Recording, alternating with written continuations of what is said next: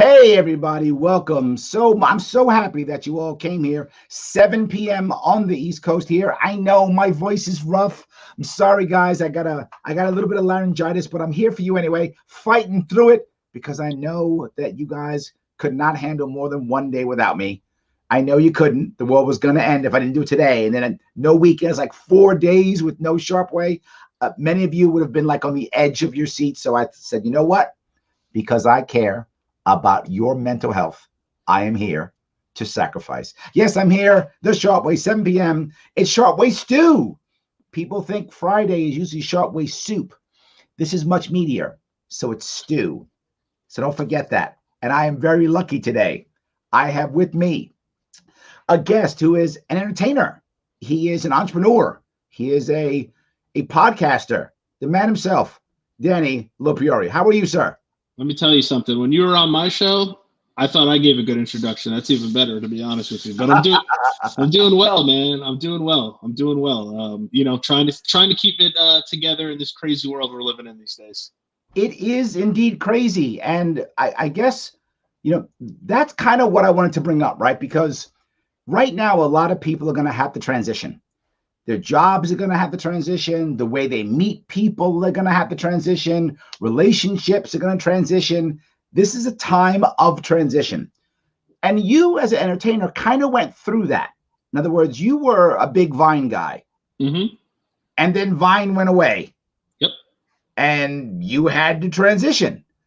Yes, Let me ask you, when you were doing the Vines, when that was the thing, what in the world did you understand that it was going to go away? Were you like conscious of that, or were you like kind of fooling yourself? Where was your head then?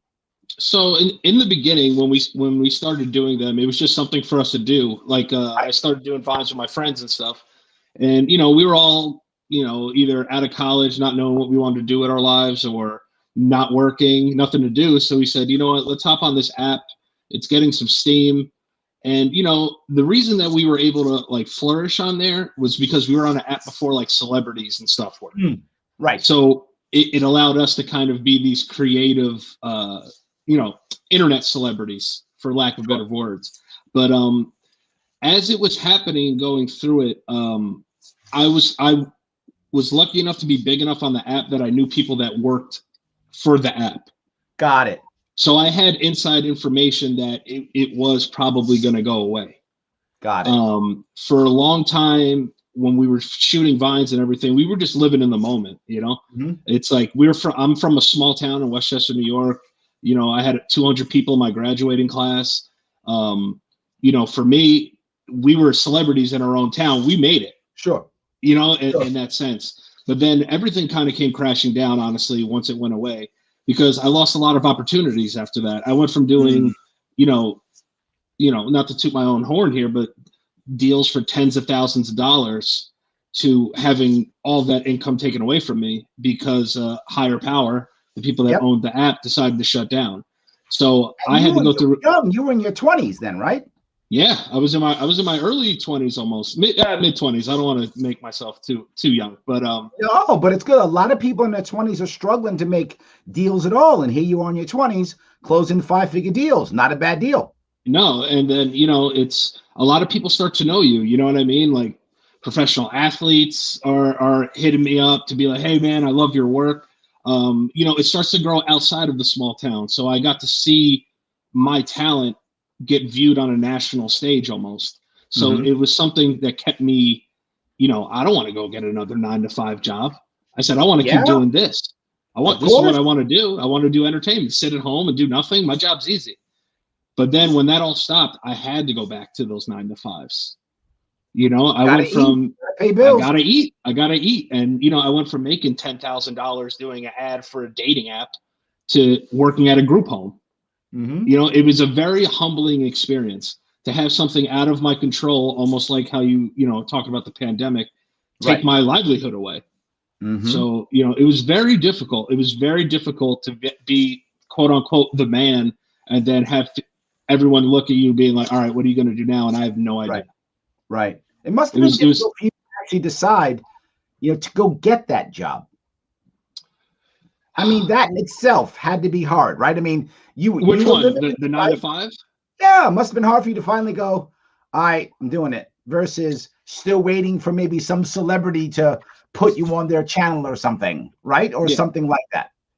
Yeah, and you know, the thing that comes into your mind, especially when I'm going to those 9 to 5 jobs, like, you know, people are Googling me. They're seeing like, oh my gosh, like what is this kid doing here?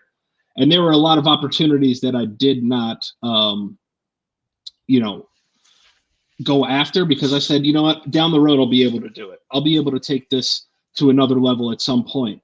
You know, I wasn't proactive enough in the process of growing myself as a brand. You know, Got it. I thought, you know, I could just be funny and this will help me pay the bills. And I didn't realize that there's another whole other side of the coin Oh, yeah. about building a brand and becoming, you know, an entity in yourself. There's nothing more self-centered and egotistical than someone that creates content for a living. It's just 100% the truth. I know. We're egomaniacs. That's just who we are. You know, I'm the first Yes. one to say it. Like we both have shows with our names in it. Yeah, like, you know, like people really care who we are, you know.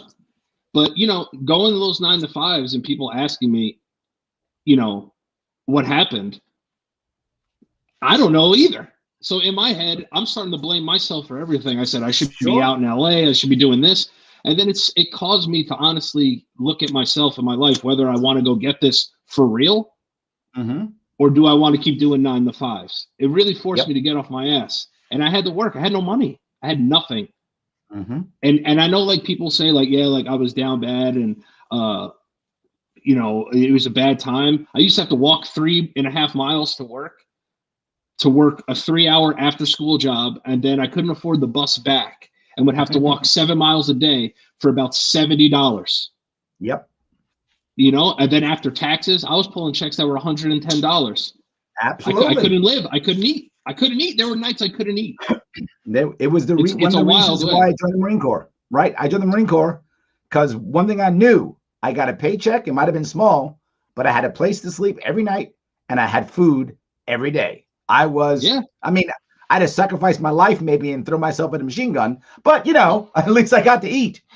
You know, that's how a buddy of mine, he came home. He was locked up. He was at Rikers for a little bit, and he was poor before he went in there. You know, he's a good guy, but he's faulted. He's made mistakes. You know what I mean? Nothing violent, nothing terrible. He's just, you know, a little bit of a knucklehead.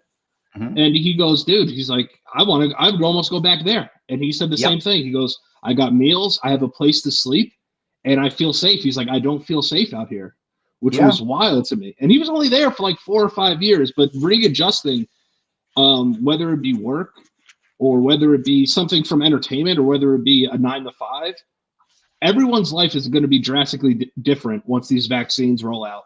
Absolutely. And, you know, everyone's going to have to relearn how to live their life, which is wild. So let me go back to the next piece of it. By the way, if you want more information on Danny, I put all his information in the show description. Click on whatever you like, but there's his Instagram at Danny LoPriore. You can check him out there. Or check out his other stuff I put up there, YouTube page, all that stuff's up there if you want to check him out. But so now you're working the 9 to 5. You're feeling like, what the hell went wrong? You're saying, my God, how long is it going to last? At what point did you go, you know what? I'm going back again. At what point you decide to go back again? We could curse on this show? 100%. Okay. So I was working at a group home in Westchester County, and, you know, group home kids are tough. You know, these kids come from the toughest backgrounds. Most of their parents either aren't around, drug addicted. You know, these kids have not had a full deck of cards dealt to them at all, and they never will. So I'm working, and I used to drive them from cottage to cottage. I would drive them from their class back to their cottage where they would stay, because these kids didn't have homes. They would have to live on campus. So I'm getting out of the van. I'm helping a kid with his backpack into the cottage. And I said, all right, Terrell, I'll see you later. I had to be back. I'll pick you up at 6. He goes, I'll see you at 6. And I said, okay. And he goes, oh, and Mr. Lowe. They called me Mr. Lowe, Mr. LoPriore. He goes, oh, Mr. Lowe, suck my dick. So, and then I had a moment where, oh my God, I'm going to kill a 12-year-old kid today. You wanted to punch him. I know you did. Oh yeah. Listen, you wanted to punch him. I'm Italian and Puerto Rican. I punch people for less. You come from the Bronx just like I do. You wanted to punch him. Yes, so in my head, I said, I'm going to punch this 12-year-old and go to jail today. I don't care. And then as I got back in the van, I closed the door. I looked at myself in the rearview mirror, and I was like, you know what? I'm putting in my 2 weeks. I know what I'm capable of as a person. This is a great job for somebody who is suited for it. I am not suited for it. And I said, I don't care what anybody says to me at this point. I'd rather die broke doing what I love than having a job where I'm just trying to make ends meet. And it's not beneficial to me mentally, physically, or financially. Well, this is the hard thing that you did, which is what I like bringing this up. You didn't go find the thing first. You quit and then went and chased it. And that's what most people don't do. No, I quit. I said, you know what? I'm going to get this money from my last paycheck, and I'm just going to buy as much equipment as I can. Remember that the resources that I had, and I'm going to rebuild myself from scratch here. So I said I did it once, I could do it again. And I've done it multiple times. And, wow, I love that. Yeah, and as a kid, I wasn't a driven person. I was good in school until I got to like 8th grade. And then I started cutting class. And I thought girls were more important than a regents exam. I would agree. I think they actually still are, but that's fine. Yeah, 100%. I haven't changed my mind on that. Yeah. But, and then in my life, I was just like, I was a star football player in a small town. I had my name. I had my reputation. I was good to go. And then as soon as you throw that hat in the air, you're like, what the fuck am I going to do now? Yep. All my friends are going to Michigan, Wisconsin, West Point, Yale, Harvard, Tufts. I'm like, what the hell? What the hell happened? Mm-hmm. So now I've become a townie. So you've become what people used to laugh at. You become that guy. Yeah. Yep. The dude that goes into the dive bar that we used to make fun of walking in there, that's what I'm doing now. Yep. I get it. Like this in a matter of a week. Like it just proves what I always say. We are all human. It doesn't matter how smart we think we are, how wealthy we think we are, how savvy we think we are. If fate wants to punch us in the face, it will. Period. Yeah. 100 multiple times. Whenever it wants. Multiple times. Punch him now. Boom. Yeah. You get punched. I think a lot of people are scared of that punch, to be honest. If life doesn't kick your ass, I don't think you're really living the right way. I like to just take shots. I have nothing to lose. I really don't. And what? All I know is I'm a good person at heart. Yeah, but I'm a human being. Though. Hold on. I'm sorry? Do you have a wife and or kids? No. Another issue. Yeah. Changes how you think. 100%. 100%. Changes how you think. All of a sudden, I got a wifey I got to worry about, or I got kids I got to worry about. Maybe I don't want to take that shot anymore. Maybe not. I mean, I do. I took it anyway. But I'm just saying the average person now has to rethink. Right. But you have to think about it, though. You and I, as content creators, we're not the average person. Mm-hmm. We are selfish in our nature. Most human beings are. Mm-hmm. Most human beings that you will encounter, it will be my survival over yours at all times. Mm-hmm. You know what I'm saying? Yep. And for me, I relate to that. There is an exception with family, though, right? The family is the exception. Would I want my survival over others? Yeah. But over my children? No. Yeah. No, it changes. Not at all. I wouldn't think twice. If there's some mythical being that says, Larry, I have to kill one of you or your kid. I go, me. Yeah. It's fine. Yeah. It's me. Take me. All good. And and listen, I still feel that way about my parents who are old. You know what I mean? My parents are old. They've lived lives already. Their lives have been fulfilled, I guess. They've had kids, grandchildren. I would still die for them so they can live out the rest of their years on this world. And I'm sure they feel the same way about you. Yeah, they would. They almost have a couple of times. So God bless them. So let me grab a couple of comments if I could. Yeah, for sure. Liberty Shamrocker says, great topic. So I guess she likes that. There we go. She also says, our livelihood was taken away as well. Last show was a year ago. So yeah. So I think this is a common thing. People are having to deal with, how do I reboot myself? What do I do next? I think it's happening a lot. Yeah, and the thing is, it's we're living in a time where, you know, there's a hierarchy, right? There's a hierarchy now, especially with the pandemic. Old people get the vaccine, teachers, right? You know, essential workers. Let's just throw them all in there. Right. As an entertainer, as somebody who makes people laugh for a living, I feel as if my work's essential too. Of course. I that's what I really feel. I help people escape the harsh reality of what's going on right now. Absolutely. But because today is National Laughter Day. Yeah. That's it. See that? So the people make you laugh. I mean, they are absolutely essential. It's important in healing, in changing, in shifting, you know, mindset and making that next step. Well, which is great. I love a day. I'd take a vaccine though. I like that's good. You know what I mean? Yes. You could keep the day. Give me a Pfizer or Moderna appointment. That'd be nice. Okay. Well, I'll tell you what, why can't we have both? Let's go there. And when we go there, you can crack some jokes. And then how about you can crack some jokes, everybody can laugh.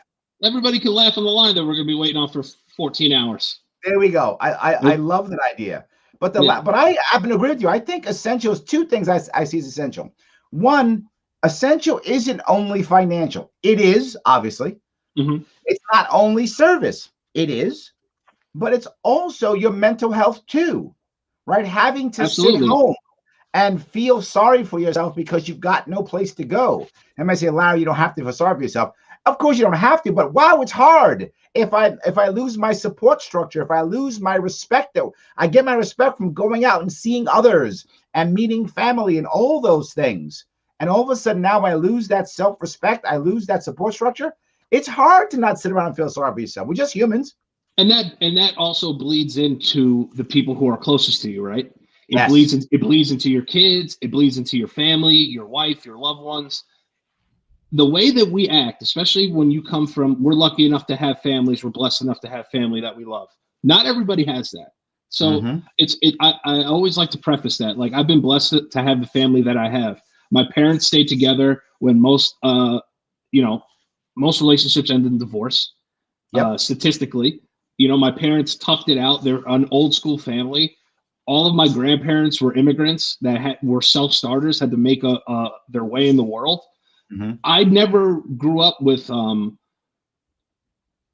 didn't start making excuses until I got out of my parents' house.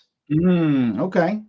They did not feel sorry for me ever. Right. They did not, because they knew what it was like to have structure.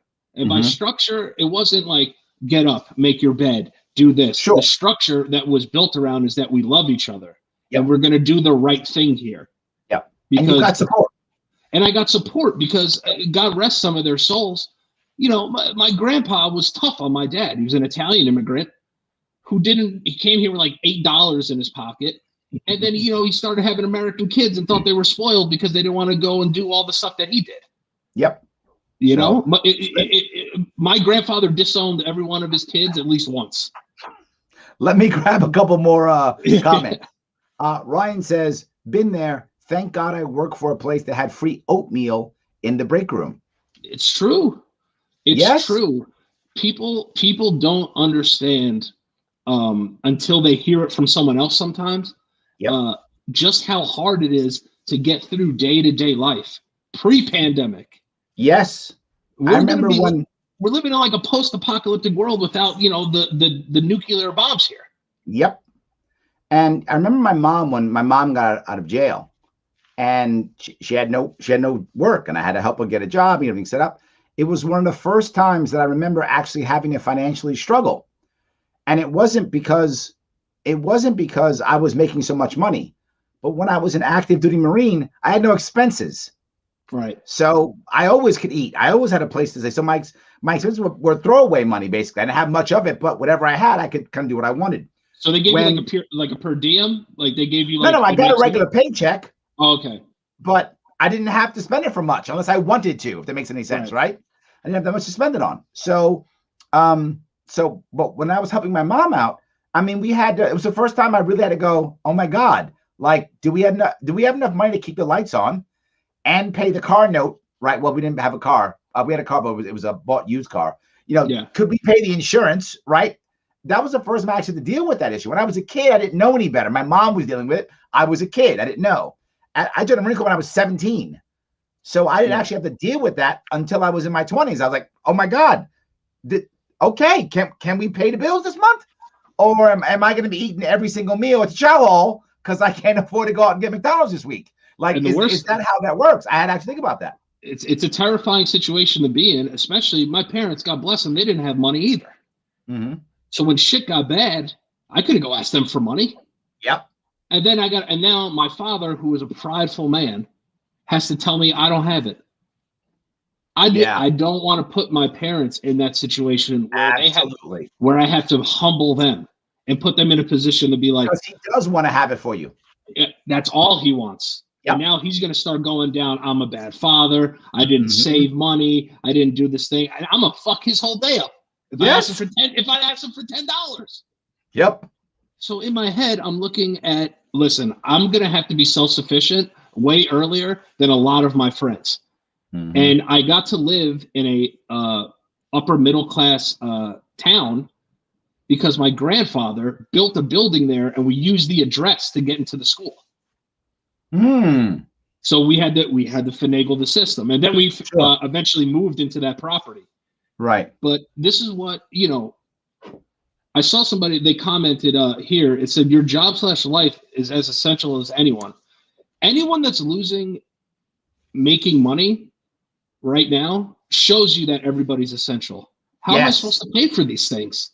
Yes. Everyone, every American is essential. Yes. Especially working Americans. Yes. And I know there's relief coming here, relief coming there. It's a case-by-case basis, though. That's the hardest thing. Yep. Is that these are case-by-case bases. And then I'm looking as somebody who I've been blessed to make good money doing what I'm doing. Mm-hmm. And I was kind of, I hate to call it a recession, but it kind of is a recession, a job recession. Yep. I've been kind of recession proof. So, I've done whatever I can. When it comes to recessions, three things always do well, right? Vice, entertainment, and government. If you're in one of those three, you're good. That's it. Yeah. If you're selling, drugs, booze, and I guess vice is still women. Is that still vice? Right? Whatever that is, right? Or you're in entertainment, or you're in government. Yeah, you'll be okay as general rule. General rule, you can be. Yeah, but the thing is, though, it's as soon as you start taking, who the hell are you to take money out of my friggin' pocket? And then it's like, listen, I understand that, people are trying to protect themselves during this crazy time. I'm one of them. I'm asthmatic. I'm diabetic. God forbid I ever get that thing. I might have to check out. Mm-hmm. You know what I mean? God forbid. But I'm just looking at how long this has been taking. And I'm very, very afraid for how society is going to rebound. I'm not worried about me. Yes. You know what I mean? I work from a computer at home. I do all these things. I'm worried about the guys who are 40, 50 years old who have been doing masonry work, Con Edison workers. I'm actually sanitation. How the hell are these guys going to get back to regular life? No. Nuts. Those guys are going to be fine. That's not what I'm worried about. Yeah, no, because we're always going to have to build stuff, right? The people who are working with their hands, I'm actually not that concerned with. Once this is over, we always got to build stuff, right? If you're in trades, you should be able to bounce back relatively. I mean, everything's gonna be relative, but relatively fine. I'm worried about the people who are in the service industries, for people who travel. People aren't going to travel anymore, right? You used to have that diner that used to drop off coffee and donuts for everybody to come into the office in the morning. Every week. Your diner's finished.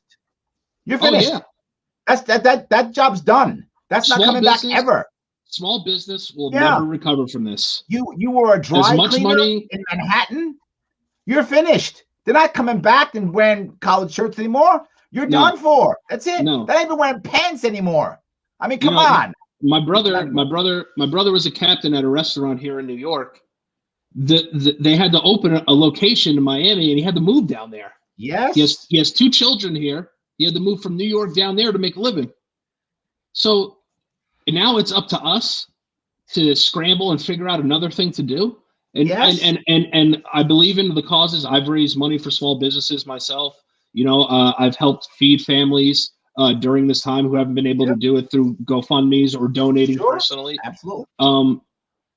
Small business and Main Street America are not going to recover from this, and that is the sad. And I grew up on Main Street, but I would not going to recover. It may not. I mean, it may recover. Let me give you how it might happen. Right now, people are leaving cities like there's no tomorrow. Oh yeah. As they leave cities, they're going to small towns and suburbia. Mm-hmm. As they go there, they're going to bring their wealth with them. So that person who was in finance, who was in tech, who used to go into the office every day and hasn't been in the office in a year, now realize they can do their job without going to the office. They're not going to go back to the office again. They don't need to. They're not going to go back. They're going to stay. And now they're going to take that wealth they're getting and they're now going to spend it in some local place. So there is a chance for a renaissance in suburbia and small towns. It's a chance. And I'm hoping for that. If the wealth moves out of the cities into those areas. So here's what I feel that way too, but here's the thing I'm afraid of, right?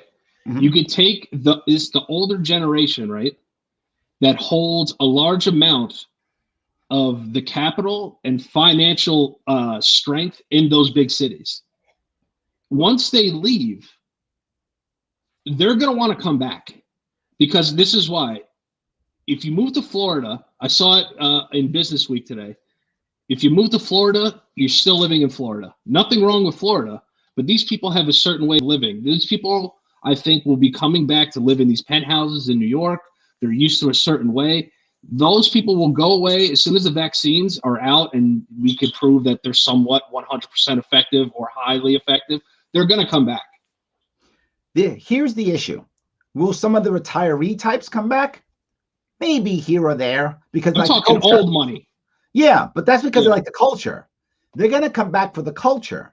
And when they come back for the culture, how's that going to provide a financial job? It's not. It's not. That's my point. So while the older may come back for the culture, and I agree with you, the cultural aspect of the cities are never going to go away. That's the key that's going to hold them together. Historical, cultural, even comedy, opera, the plays, Broadway, sports, all those things are all going to be. And when it comes back, it's going to be bigger than ever, too. Yes, but the actual jobs won't, which means it'll be much more of a transient city. People coming in the weekends, people coming in for the games at night. They're not going to be living in those cities, because why would you? Mm-hmm. They're just not going to, right? Look, for my day job, I spend a lot of time coaching and consulting with people in finance, law, and tech. Many of them are wealthy. Not all, but many of them are wealthy. They've left New York City. They're not coming back. They've told me straight. They're not coming back. They're done. Yeah, I mean, they're not coming back. For me, I was living in Florida for a year, and it was beautiful. I came back here, my apartment's $3,000-$4,000 a month. I'm looking at myself. I said, what the hell am I doing? Yes. What the hell? People don't believe me when I tell them the rent's here. They don't believe me. This is what you have to understand. I live in like a 700, 800 square foot apartment in New York City. It costs between $3,000 and $4,000 a month to occupy this space. Yes. I could have a mortgage on a big fucking house in North Carolina, in Florida. But you know what I fell for? The culture. Yes. My missing my family. These are the things that brought me back. And if I could do it all over again, I might have stuck around in Florida a little bit longer. There we go. Because these things that we have thought are necessary are proving to be unnecessary. Absolutely. And so let me grab a couple more comments. We got more people who are commenting. Shelly says, nothing wrong with being a townie.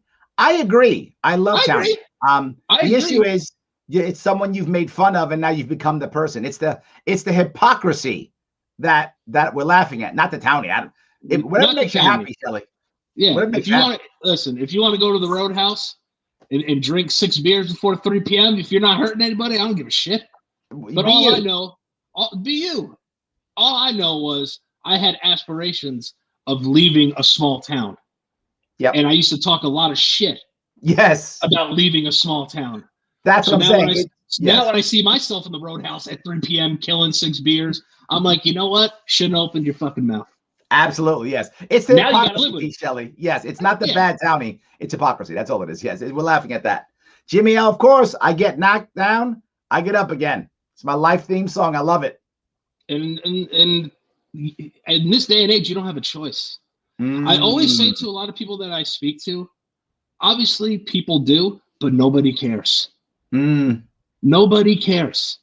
You know, some people get lucky. Like you see like these beautiful stories on the news, right? Of like these GoFundMes that go big. My kid got bullied in school. They give the family $10,000. Or, you know, I lost my car. Somebody stole it. You get these beautiful, beautiful showings of people actually caring. But when it comes time for us to be taken care of in these times, you don't hear nothing.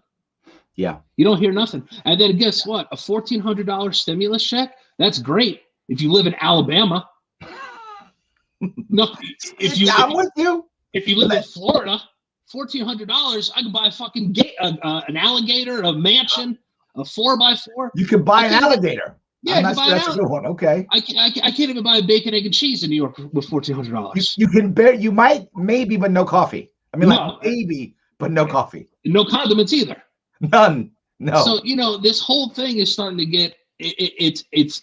I don't want to say to the point that I'm getting angry. I feel like I'm a patient person, but I feel like I'm almost too blessed in the situation that I'm in because I'm seeing a lot of really, really good people struggling.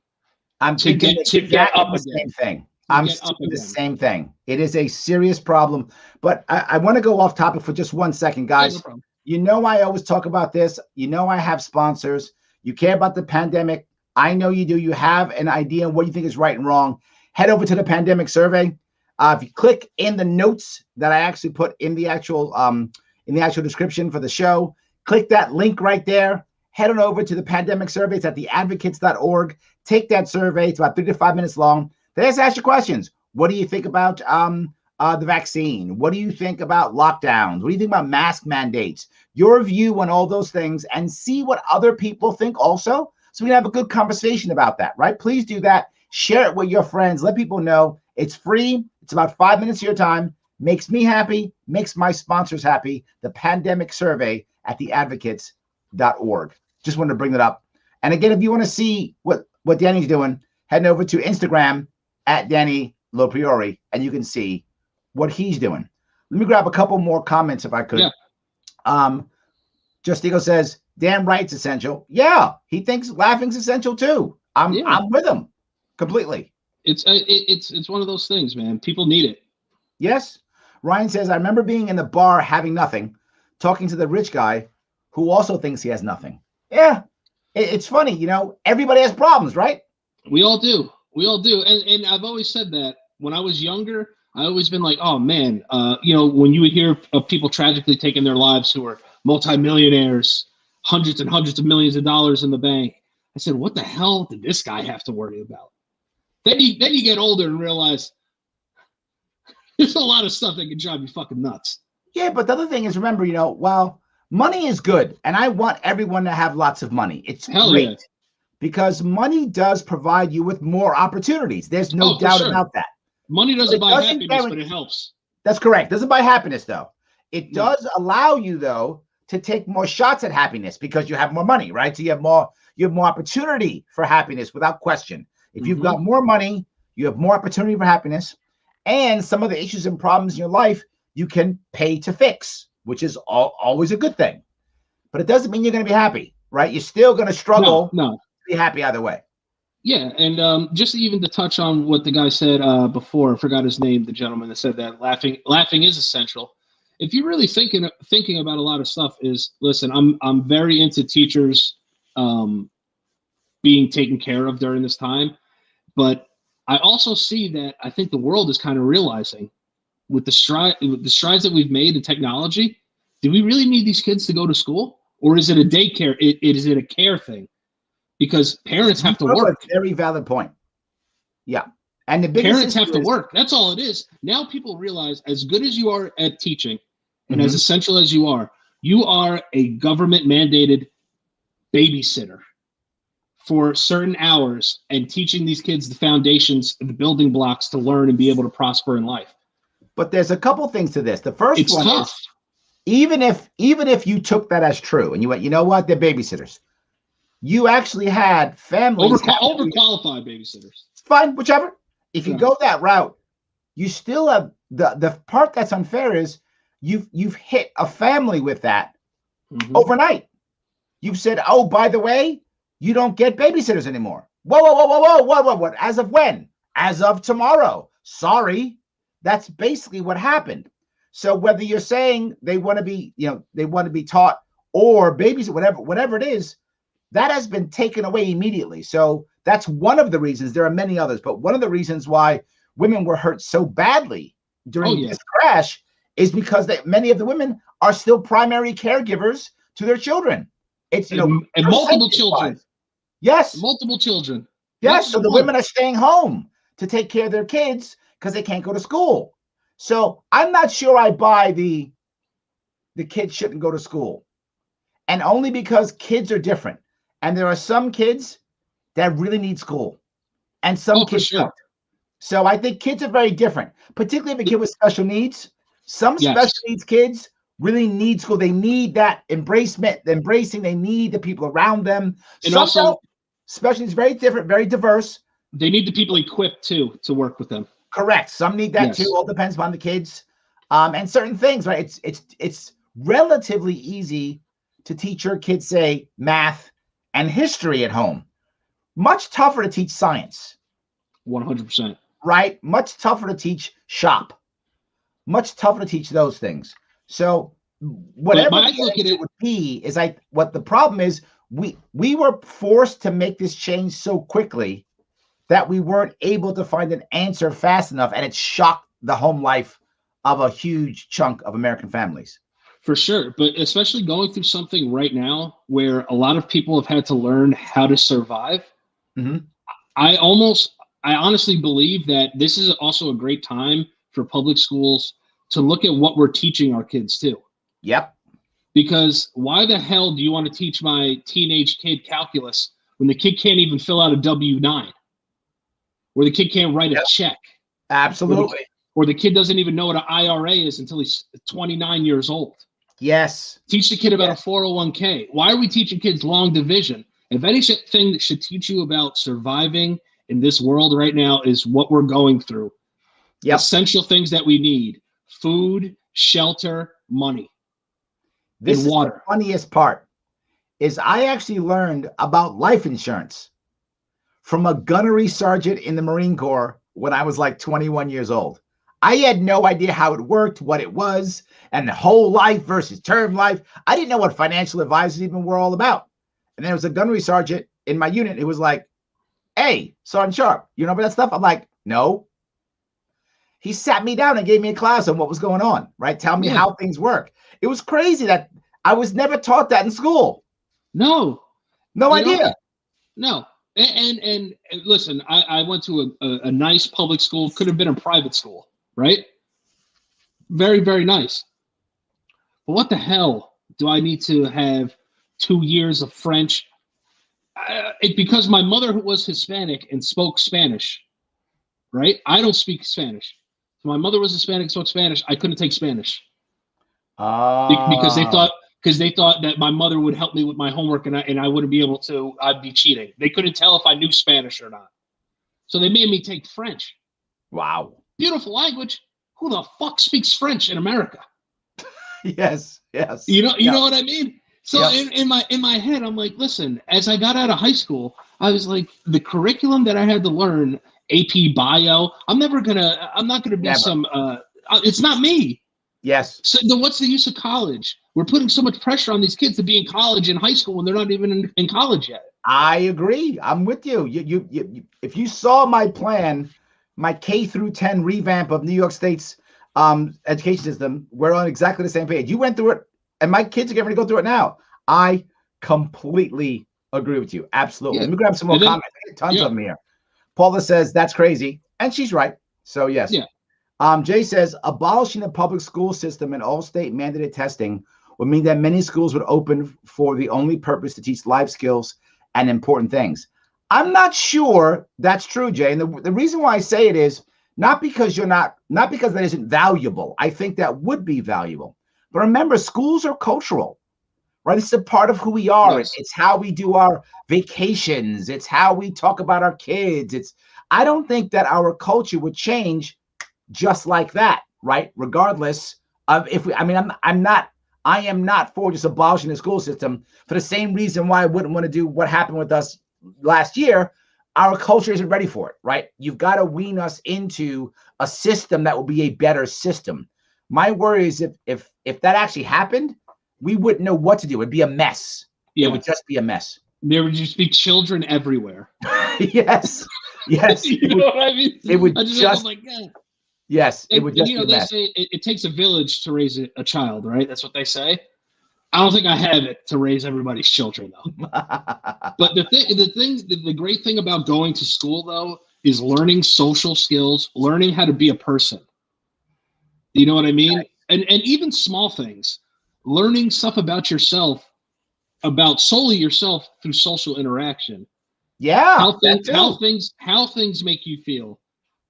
You know, what makes you happy? What type of things are your interests? The fact that the basic school curriculum that we go through in New York City and Westchester, it has not evolved with the times in terms of technology. Like Yes, you can't bring more iPads into the class and think now you're going to teach me long division. Nobody gives a shit. Yes, absolutely. Nobody gives a shit. I don't need to know what the quadratic equation is. I'm never going to use it. Teach me how to invest in real estate.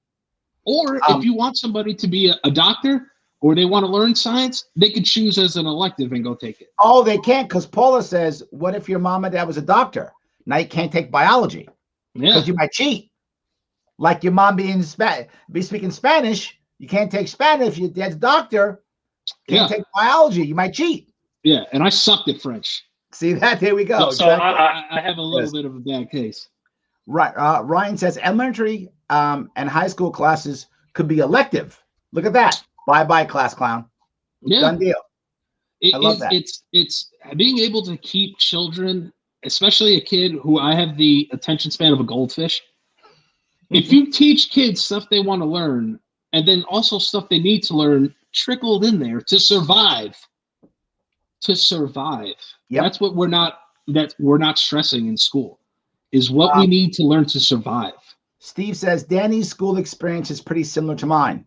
Up to 8th grade, I did well and was in advanced classes. High school started to teach worthless concepts and get students to conform. I dropped out and got a GED before the rest of my class. Well, there we go. He bailed. He didn't even finish. He said, I'm out. Yeah, and I've had friends that went to the same school as me. They dropped out of the regular school program and went and became a mechanic and were making more money than me. Absolutely. Yes. So you're going to tell a kid has an option to drop out and go to a trade school. Why can't they do that in a public school? I'm agreeing completely. 100%. Yes. Shelly says exactly. They don't cover the essentials in school. Yes, they've lost it because now it's all about standardized testing. Jericho says, I can speak to being a special needs parent during the shutdowns. Thanks for acknowledging that. Yeah, all kids are different, right? All kids are different. My niece is special needs. I've seen how she has to, or has in the past. She had to go. She's older now, but she had to go to special school, and it was important that she was around the same people. She's on the spectrum, so okay. And being on a spectrum is also, very diverse. Yeah. Yes, it is. Literally, like for some people on a spectrum, it's just, can you even tie your shoe? And for someone on a spectrum, it's okay, well, good. If I get them off and going, they keep going, they can hold a job, they can do whatever. Where my niece was, she really needed to have the same people around. She needed that same people every day. That structure was very important to keeping her going and getting her to move forward. So it all depends on the kid. Absolutely. Yeah, absolutely. So absolutely. So look, let me go to the next step though. We went way over, but I want to focus on this piece of transition. So you realize you got to buy some equipment and you got to get started again. Mm-hmm. Is that when you decided to go into music? Is that when you decided to, do Instagram? What happened then? For me, I kind of let my audience tell me where to go. Okay. I kind of went with what I was seeing. People were like, "Oh, dude, like we want music." I would make music. They're like, "Oh man, you should start a podcast." All right, I'll start a podcast. And then I was very lucky to start working with a buddy of mine, Joe Santagato, who's a very, very, very accomplished entrepreneur. He's done everything from podcasts to having like his own TVS shows to creating Hasbro games. He's awesome. The kid's a genius. And I was able to be under his wing and work with him very closely and learn the ins and outs of building your brand and building yourself as an entrepreneur. But also 10 years ago, you could say different things than you could say now. Yes. You could do different things than you can do now. Right. I really feel that, I'm all for some parts of PC culture, especially in places like schools, enough where people can ask questions and not be berated about them. But when it comes to comedy and entertainment, I'm just here to make you laugh. I play characters on the internet. I make rap songs that are funny because you want to know something? I can't rap about being an inner city kid from the south side of Chicago. Now and then I'm a phony. And then I could be a phony. And then what happens with being a phony? You have to be a phony the rest of your life. Right. When it comes to comedy, the world has changed in 10 years. So things that would fly 2 years ago aren't going to fly. So I have to constantly be evolving in terms of, man, if I say this, this person's going to get upset. If I do this way, this person's going to get upset. Now it's to the point where I don't even know what upsets anybody at this point. Well, I have to cater you made to a valid my point in this here, right? The one strike and you're out rule, right? What some people call cancel culture or whatever you want to call it. I call it zero tolerance policies, right? But they all mean the same thing. The idea that once you've made someone upset, you now have to you're punished forever and it's over. What that does is it creates two bad things.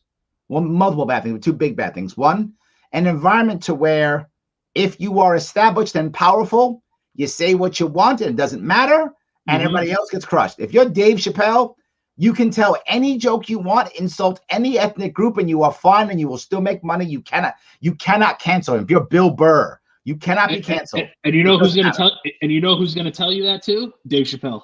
Right to your face.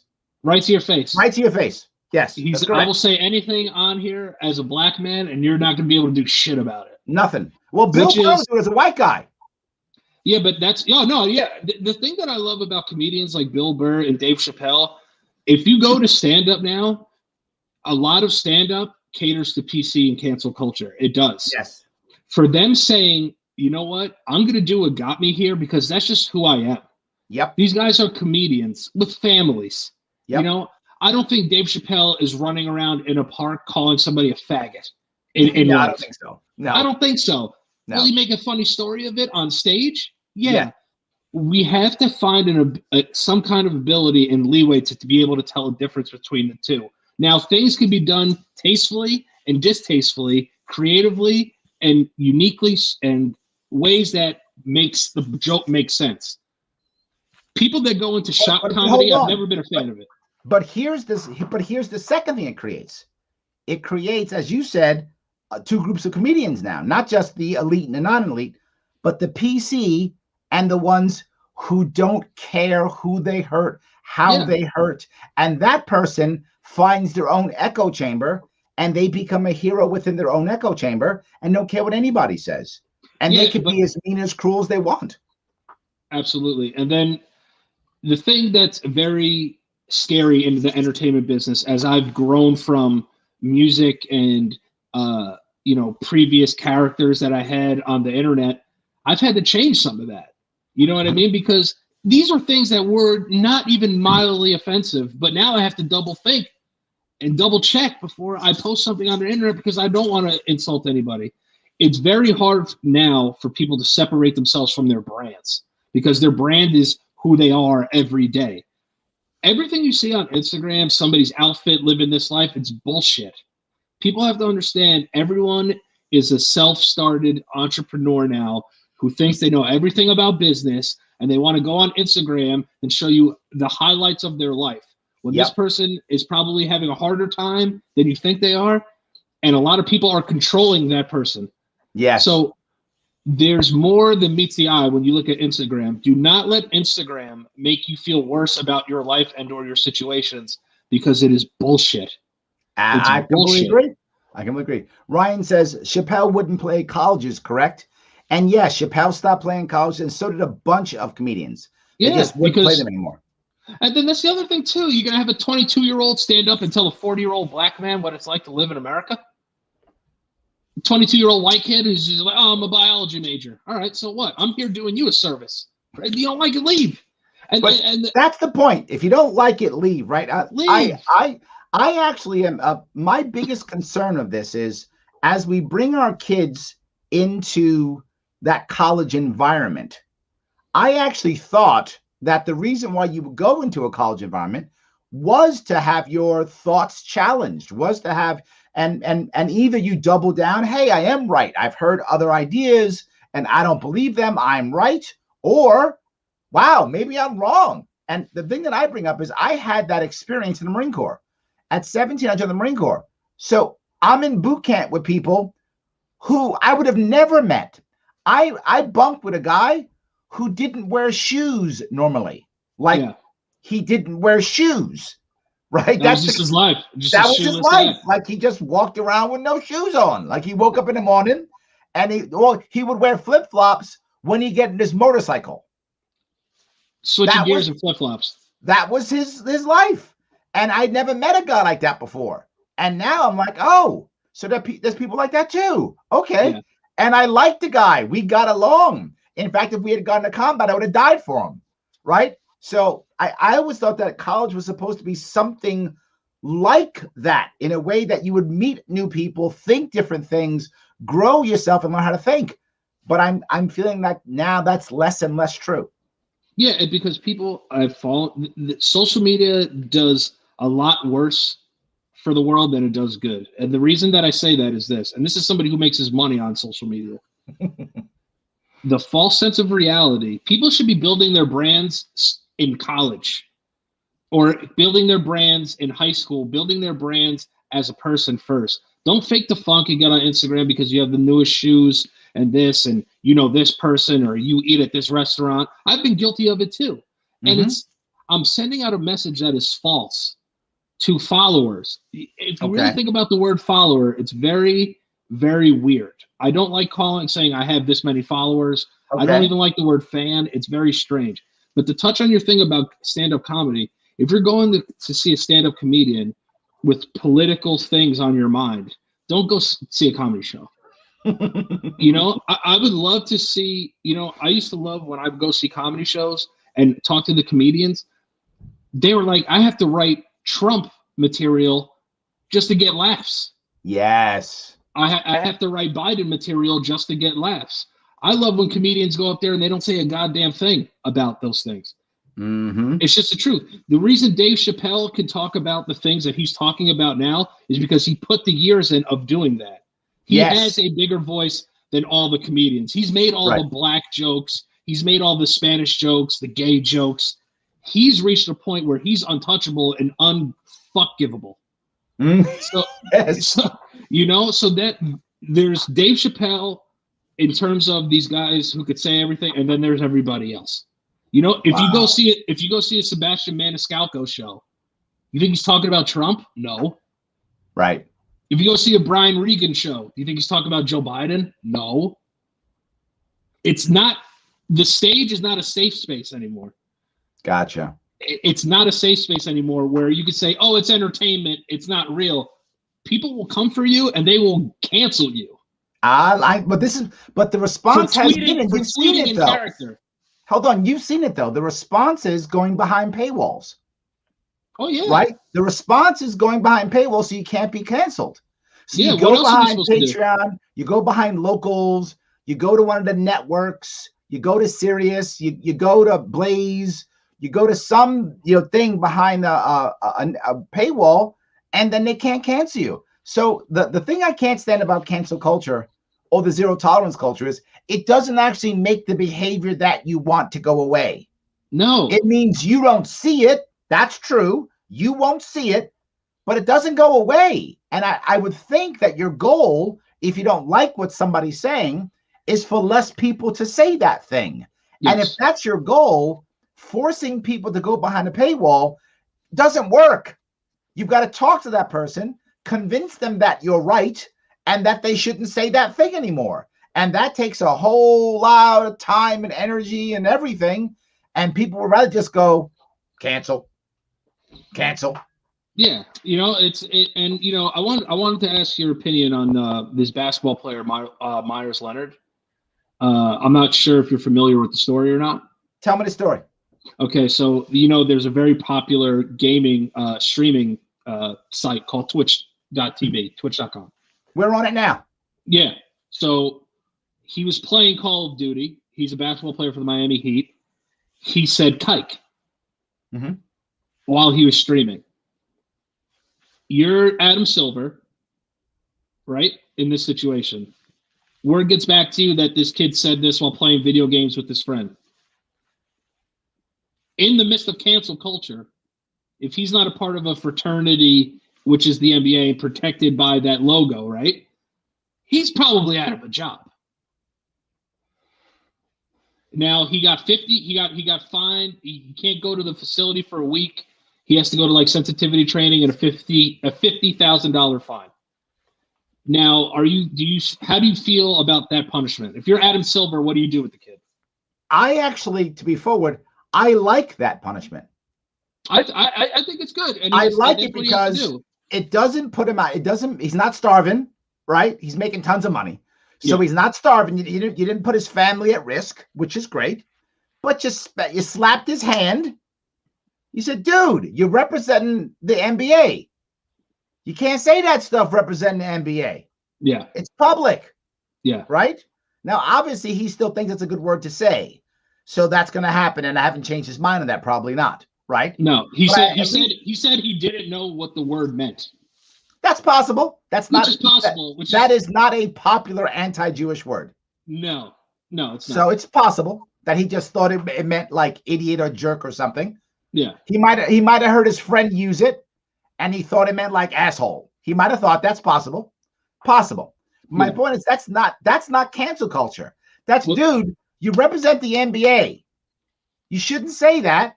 Slap on a wrist and think more. I wish everybody was that way.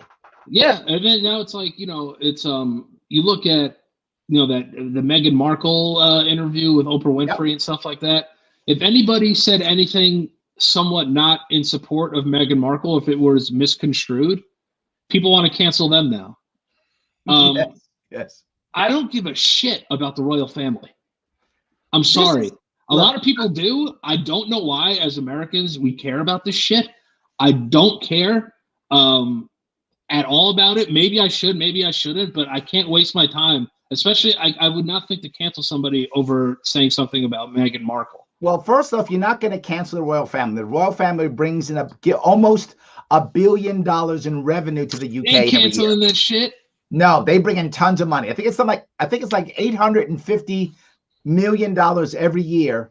The royal family brings in revenue in tourism and all of the stuff they do that they do to bring all the cash in. They bring almost $1 billion into the UK every year. They're not getting canceled. That's not going to happen. So you can imagine that if you want to. There's too much money in the royal family. That's why they keep a royal family. You think the British people care about the royal family? They make money off of them. Yes. That's why they have a royal family. They make money off them. Do you think politics and sports as just like polarizing athletes like LeBron, Kevin Durant, those guys in the NBA, and also Colin Kaepernick,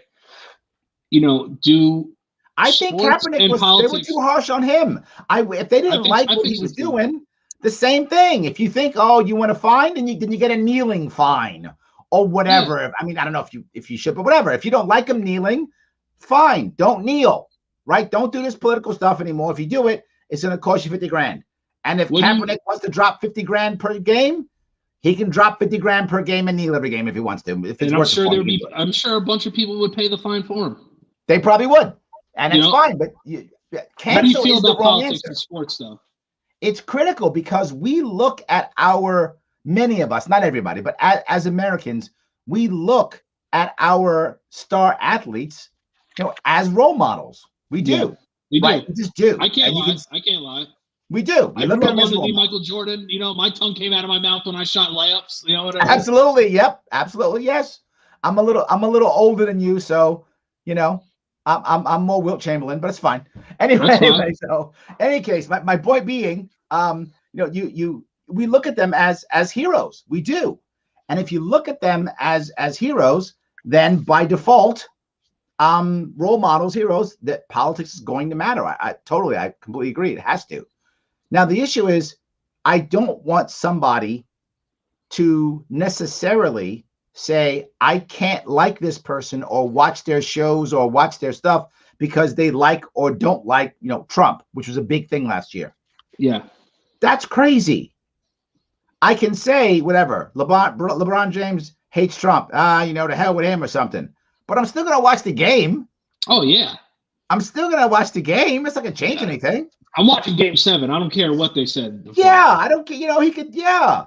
They could actually say negative stuff about America or whatever. Say the Marine Corps is terrible. I'm still watching Game 7. I'll be mad, but I'm still watching it. I'd be like, I wish this guy loved America more, but he's pretty good sports. But I'm still going to watch the game. But no, I think it kind of has to. And I do think that, the brand of the NBA, the brand of the NFL, it is a brand. For sure. It absolutely is. My worry is, though, that we are confusing impact with business and politics.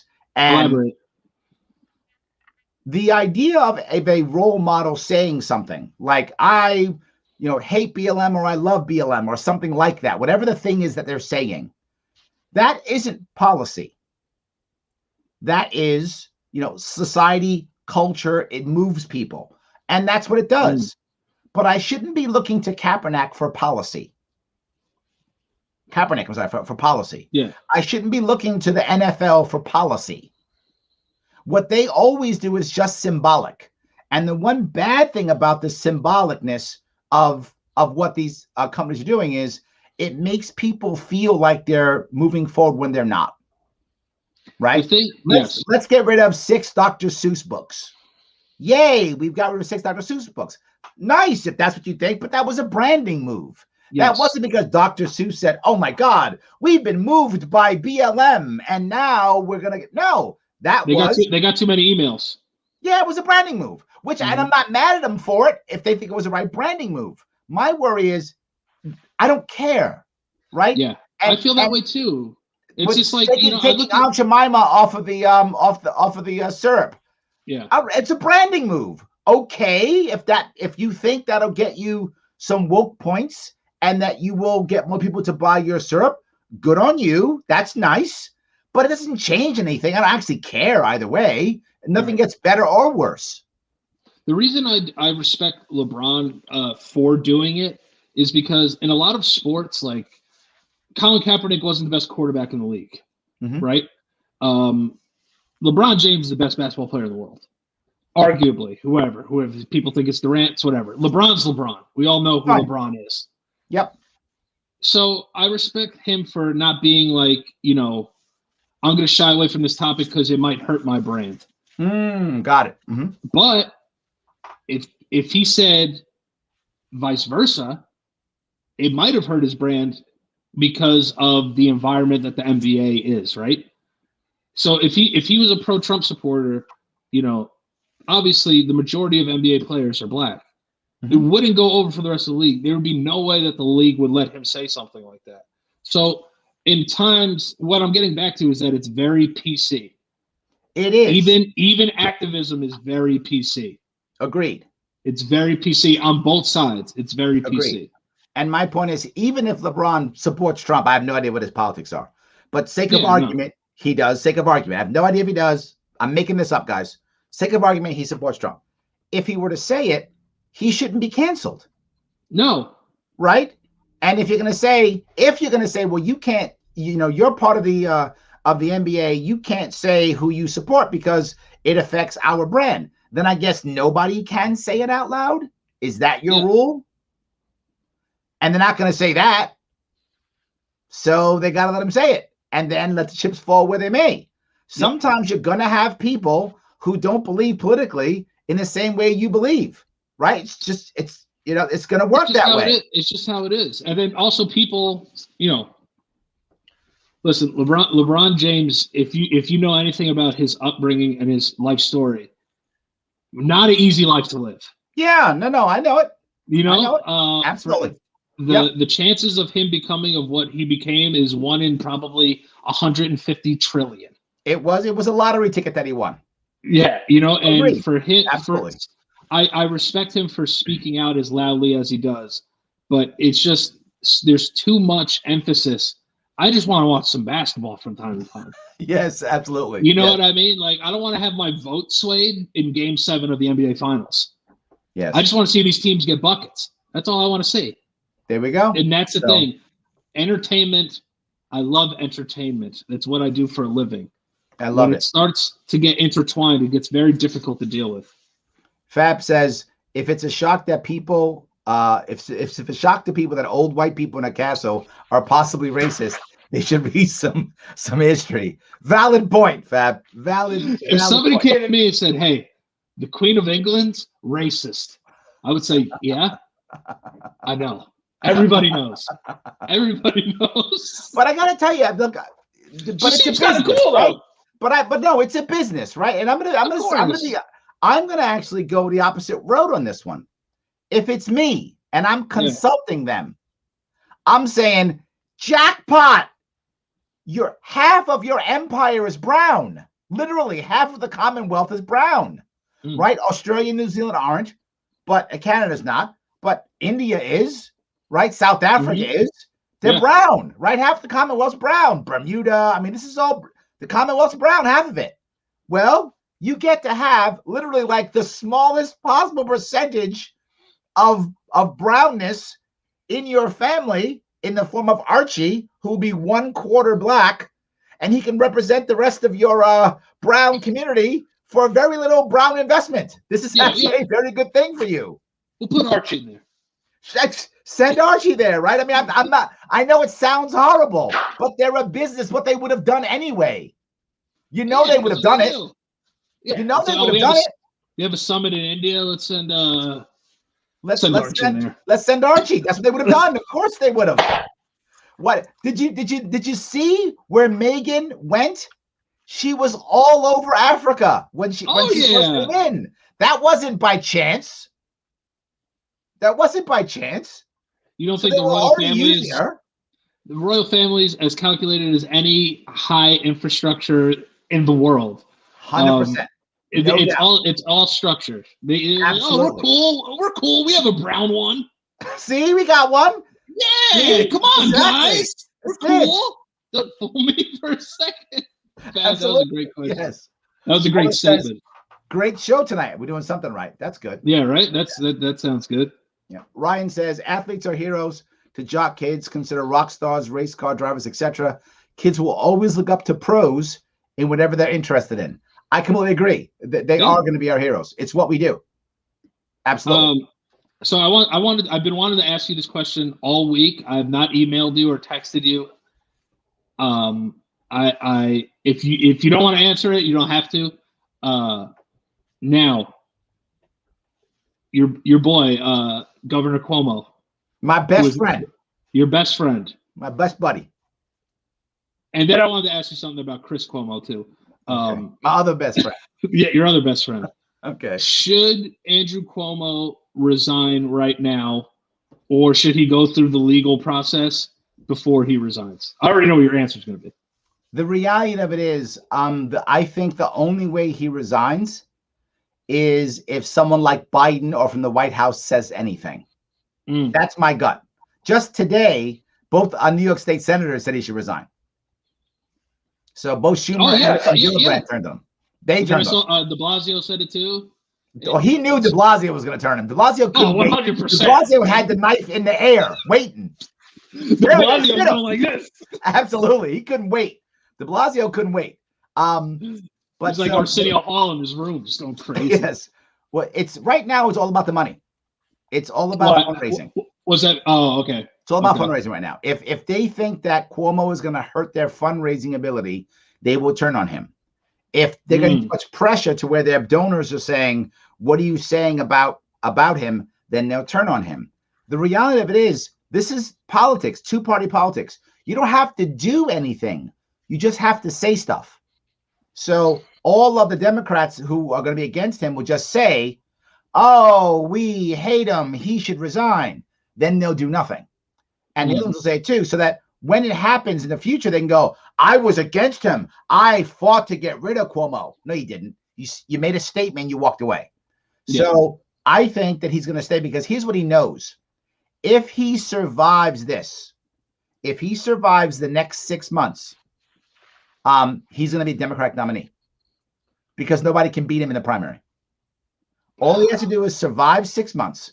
If he survives 6 months, he'll sweep right through. He'll get the primaries again, and he'll win. Everyone will forget it. And if he's governor again, if he wins the next election, that will validate everything he's done. And then 2024, he's shot the presidency.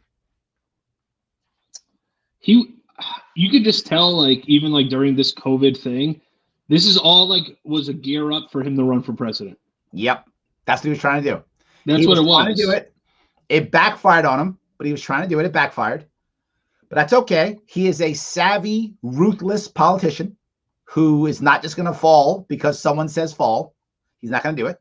He's going to fight to the bitter end. He's going to go to the bunker with the pistol. Like, that's where he's going. He's going to be in the bunker with the pistol. That's where he's going. So. And I just find it funny. Like, I classify myself as liberal. I'm a liberal, I guess, person. But I'm willing to hear things from but I'm willing to hear both sides. Like, there's good things on both sides, and when we have these faces of our parties, right? I had a problem with Cuomo when they found all these bodies in some truck somewhere. You know what I mean? And then, you got more and more of these girls coming forward saying these things, that he did. And then, while he's doing all this stuff for the pandemic on CNN, his brother has no problem talking to him, asking him if he called his mom. Now this stuff comes out, and we can't hear. He's not going to say anything about it. Yeah. Yep. And this just shows you that in this country, the elite protect the elite. That is what I keep saying. That's all it is. That's all it is. Yep, 100%. The reason why the Republican establishment hated Trump is because Trump did not want to act with the elites. Trump was his own form of elite, but he was an establishment elite. He was something else. He was. No, he was entertainment. That's what it was. Elite. He was not establishment government elite. He's not that animal. They are two separate elite animals, right? The elites of the politics are the people like not AOC's now, but they're more people like the Chuck Schumers, the Gillibrands, those types of people. Those are the elites of politics. They all hate him. That's why Mitt Romney didn't like him, because he's an elite too, right? Yeah. Or McCain didn't like him. He's an elite also. Absolutely. A whole different issue. But now, of course, Chris Cuomo is on CNN. If you look at the news with my who's supposed to be not biased. CNN. Yes. If you look at the news between, say, 8 and 11 as an example, there's no news there. It's just 3 hours of left or right opinion. That's all it is. And I'm not against that. My problem is I'm against them actually calling it news. Right. They should just call it talk. Right? When I used to listen to talk radio, when I was a sales rep driving around, I listened to talk radio, not news radio. And you know who was on talk radio? Sean Hannity, giving his opinion. Totally fine with that. Sean Hannity has every right to go on a radio and give his opinion on talk radio. Yes, he does the same show at night, and they call it news. It's not news. It's talk. It's his opinion. And CNN, it's their opinion, which I'm not against. But stop calling it news. If I want news, I got to turn on like Channel 5 or Channel 7 or something at 5 or 6 o'clock in the afternoon, watch my local news. That's news. But what's on CNN and Fox? It's opinion, which again is fine. It's not news. Right. But for his brother to come on there and be like, oh, there's other stories to cover tonight. I go, no, we're going to cover this one. New York is one of the most affected, if not the most affected place from COVID. Yep. If you're just locking in on states, this guy's been the face of this entire thing. Guy wrote a book about how to be this great dude, right? Yep. Suckered a lot of people throughout this whole thing. So now these girls want to speak up and talk, and nobody wants to do anything about it. No, look at what New Yorkers are saying. There's a huge group of New Yorkers who are literally saying, well, no, he was single, he's lonely, he's misunderstood. That's been the response for a lot of people in New York State. A lot of them. They've been saying it because they don't want him to be wrong. If you're gonna protect women, right? You have to protect them from the elite. The elite, nobody has treated more women, children, men like shit than the elite when it comes in the terms of the sexual assault arena. That's just kind of what happens up there. Absolutely. I don't know what the skull and crossbones or whatever the deal is up there, these crazy things that they do. But all I'm saying is no one has abused more people than the elite. So if this guy just gets to come out on TV and says, oh yeah, I'm not going to quit. Let some dude who's a plumber get accused of sexual assault and go into his job and say, I'm not getting fired. Yeah, doesn't work. That's my entire point about zero tolerance culture. The elites get away with it, and the regular Joe Schmoes get hammered. That's how even if he's innocent, though, step away and let some legal recourse happen. Because now you're just going to become a distraction. We got some other things we got to worry about here. To be forward, I'm going to tell you what I really think. This is it. I wish nobody would resign from these things unless they actually believe that they've done the thing and that they should resign. The problem is everyone resigns and then others are supposed to. I actually think Cuomo's right. If he believes, and I don't know if he does, but if he believes that this is either misunderstood or they made a mistake or they're lying or they're being bribed or they're being paid. In fact, I actually heard somebody say that Trump supporters were paying the women. That was another thing I heard, that Trump was paying the women. If any of that's true, I have no idea. It sounds crazy, but whatever. Who knows? Stranger things have happened in this Who country. knows? All I'm saying is I wish everybody would get due process always. And I wish we had a real way of investigating, not a partisan way of investigating, so that a woman could get a real investigation without being dragged through the mud, right? Without her feeling terrible and embarrassed and attacked. And then we'll find out, did she misunderstand? Was he really a jerk? Was she paid by some, whatever. We find this stuff out. And if he's bad, out he goes. And if he's not, he doesn't. But the problem is he's only doing it because it's him. When it was Al Franken, he had to go. You know, it's the elite protecting the elite. It's just what it is.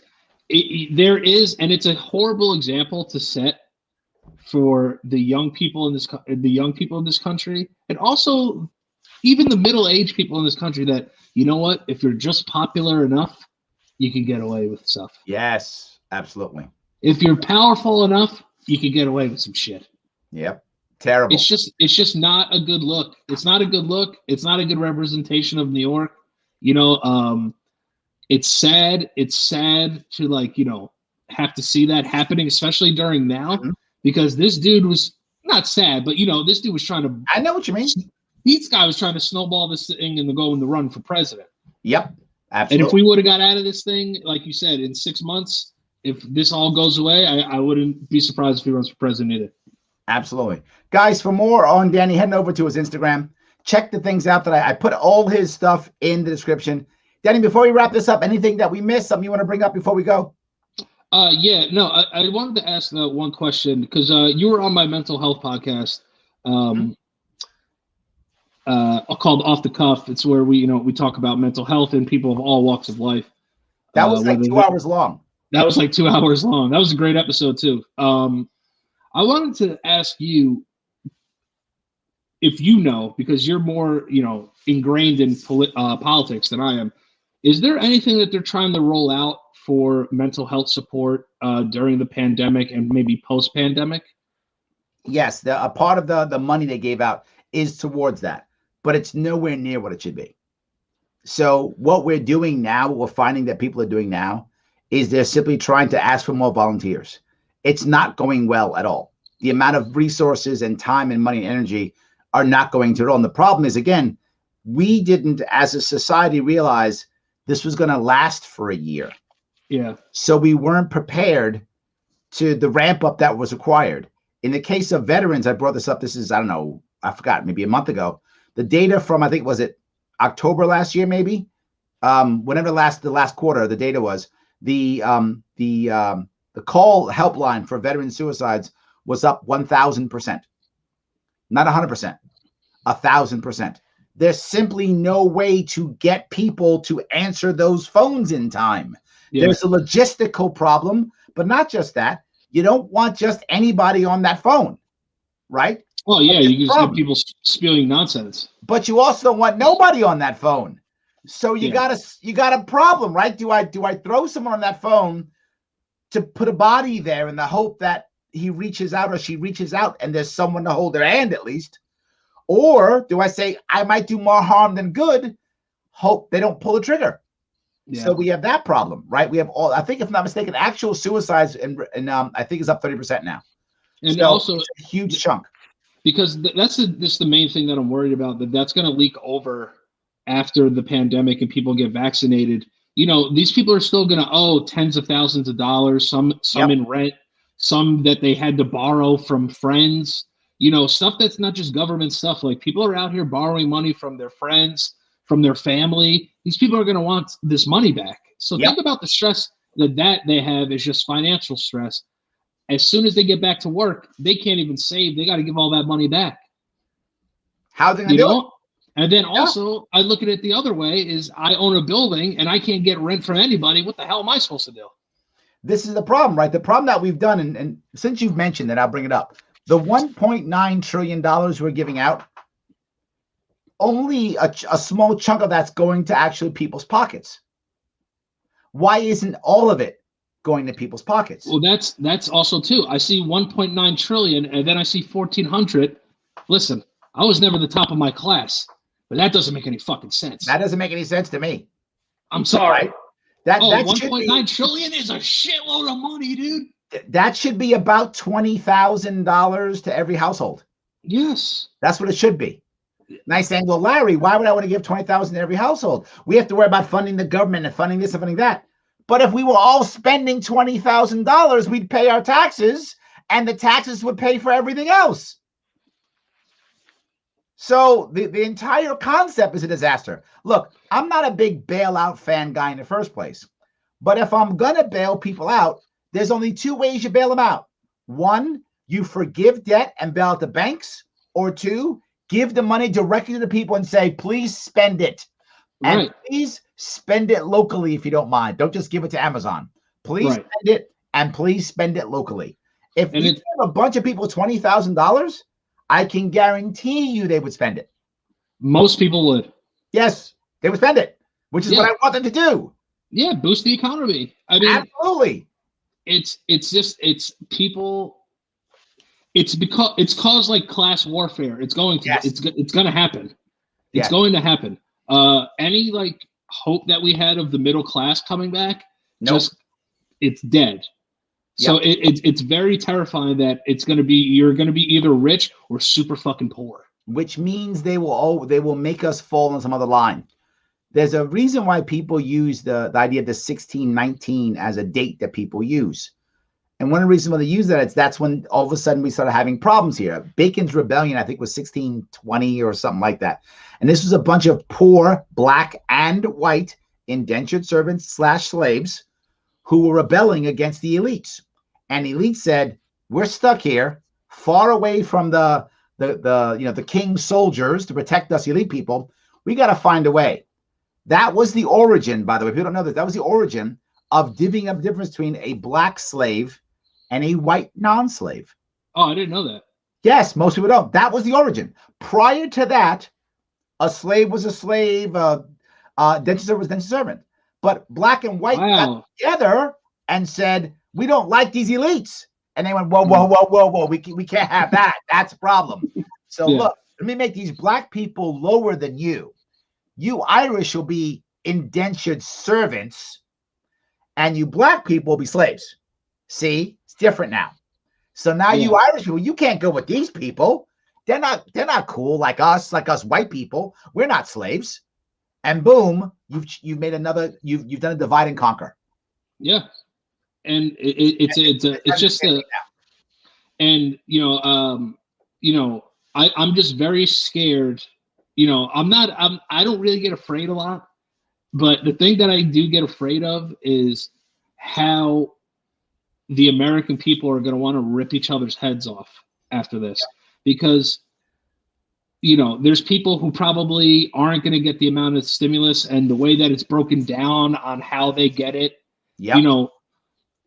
None of this stuff is foolproof, but to think that $1,400 is going to save somebody's life for something that's been over a year. Yep. It's nice, but it's completely outrageous.